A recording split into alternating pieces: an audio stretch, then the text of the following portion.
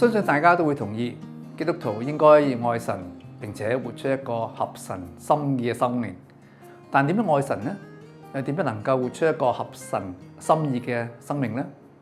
約翰福音14章21節話：有了我的命令而又遵守的人，就是愛我的。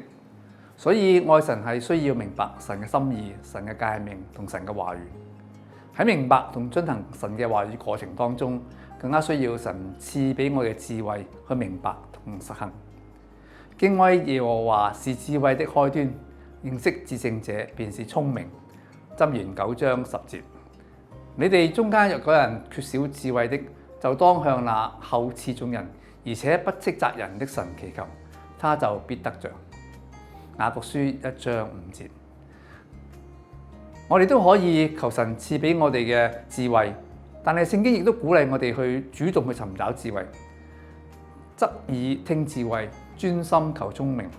呼求明哲，揚聲求聰明，尋求他，如尋找銀子，搜求他，如搜求隱藏的珍寶。你就明白敬畏耶和華，得以認識神。點樣喺聖經中尋找智慧呢？我哋會讀箴言、傳道書、約伯記去尋找智慧。原來呢3本書都帶出3種唔同嘅情景中嘅智慧：風平浪靜中嘅智慧，箴言；狂風暴雨嘅智慧，約伯記；風雲變幻嘅智慧，傳道書。讓信徒有智慧去面對不同人生階段同埋處境。喺尋求明白呢啲智慧書嘅時候，我哋需要明白點樣去解讀呢啲經文。解經家卡神曾經咁樣寫：佢話基督徒最容易犯嘅文體錯誤係屬對箴言嘅處理。箴言唔係應許，亦都唔係律法條例。假如我哋將箴言咁樣睇嘅話咧，可能就會對一啲信徒造成極大嘅挫折，因為事情往往唔係好似箴言所講應佢一般咁成就。有啲時候箴言嘅教訓有時更加好似矛盾咁。佢話：不要照愚昧人的愚妄話回答他，恐怕你與他一樣；要照愚昧人的愚妄話回答他，免得他自以為有智慧。箴言書26章4至5節。所以究竟我哋應該定唔應該照愚昧嘅人嘅愚妄話回答佢呢？若你好朋友提醒講一啲愚妄話，喺適當嘅時候要提醒佢。反之，當有人整日喺度吹牛講廢話嘅時候，我哋都唔需要急住去糾正佢哋，可以視之為戲言。尤其是喺今天嘅網絡世界裏面，唔需要急於反駁網上嘅言論，因為網絡世界唔係一個真正交流意見嘅平台，大家只係各抒己見，唔會接受唔同嘅意見。真正嘅智慧就係能在唔同嘅處境中用合宜嘅方法去處理，唔係喺任何嘅情況底下用一套一成不變嘅方式去處理。有好多坊間嘅媒體提供好多金句，有時我以為有真理，但係如果毫無保留接受，便往往有所偏頗。或者大家可能都聽過有呢一句嘅名言：God doesn't tell us to understand, He tells us to trust Him。當然，我哋永遠唔能夠完全明白神嘅旨意，佢嘅作為，所以有唔能夠明白神嘅旨意嘅時候，我哋需要繼續信靠他。不過呢個唔可以成為我哋嘅藉口，繼續停留喺信仰嬰兒吃奶嘅階段。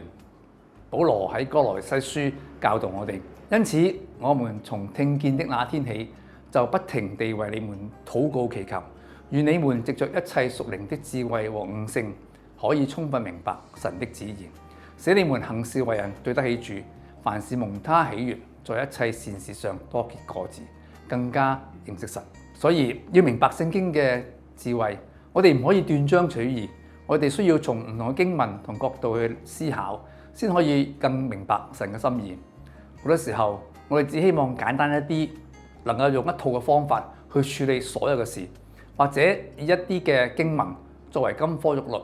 當面對唔願意接受經文嘅時候，就視為未見。你要專心仰賴耶和華，不可依靠自己的聰明，在你一切所行的事上要認定他，他必指引你的路。我哋唔能夠依靠自己聰明，但係我哋點樣能夠在所行嘅事上認定他呢？如果我哋唔能夠明白神嘅旨意，我哋又如何聽到神嘅指引呢？或者我哋可能已經知道神嘅心意，卻唔願意接受，所以仲需要繼續去尋找，揾到一個自己滿意嘅答案為止。所以尋找有時，等候有時。例如，好多接受成功神學信徒時常引用以下嘅經文：我來了是要使羊得生命，並且得的更豐盛。我的神必照他在基督耶穌裏榮耀的豐富，滿足你們一切的需要。佢哋認為基督徒應該得到財富、健康，咁印證咗神嘅祝福。但係佢哋忘記咗耶穌基督另外一番話：如果有人願意跟從我，就當捨己，背起他的十字架來跟從我。基督徒點可以唔以基督為榜樣，背起十字架，不以地上的事為念呢？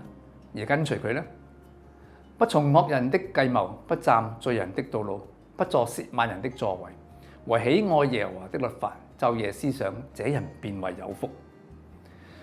喺今日嘅網絡世界，有好多人惡意散播假消息或者苦毒嘅言語，網絡欺凌。如果我哋唔小心隨波逐流，幫助佢哋散布傳開嗰啲惡毒仇恨嘅言論或者假消息，我哋就中咗惡人嘅計謀，站在佢哋嘅道路裏面，要同佢哋一起犯罪。唯有從神領受智慧，認真思考，才能夠分辨是非，不與佢哋同流合污。但請注意，唔係背誦律法，係要時常思考。點樣能夠判斷是非呢？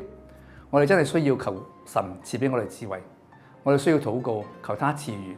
但係我哋都需要下功夫，多研讀聖經，多練習思考，先能夠更掌握如何能夠應用聖經裏面嘅真理同埋教導。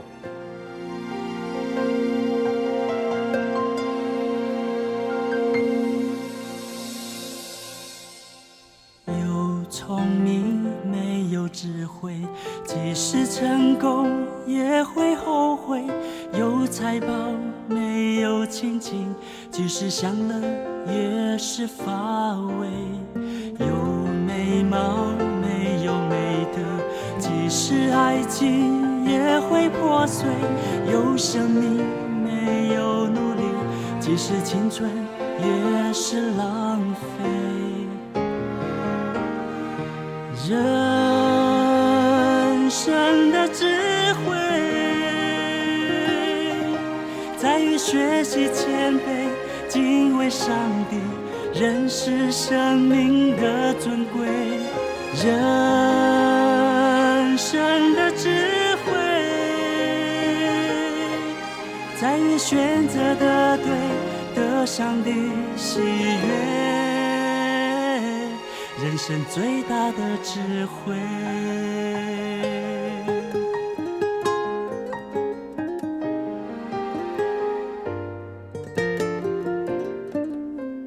有聰明沒有智慧，即使成功也會後悔；有財寶沒有親情，即使享樂也是乏味；有美貌沒有即使愛情也會破碎，有生命沒有努力，即使青春也是浪費。人生的智慧在於學習謙卑，敬畏上帝，認識生命的尊貴。人生的智慧在於選擇的對，得上帝喜悅，得上帝的喜悅。人生的智慧在於學習謙卑，敬畏上帝，認識生命的尊貴。人生的智慧在於選擇的對，得上帝喜悅。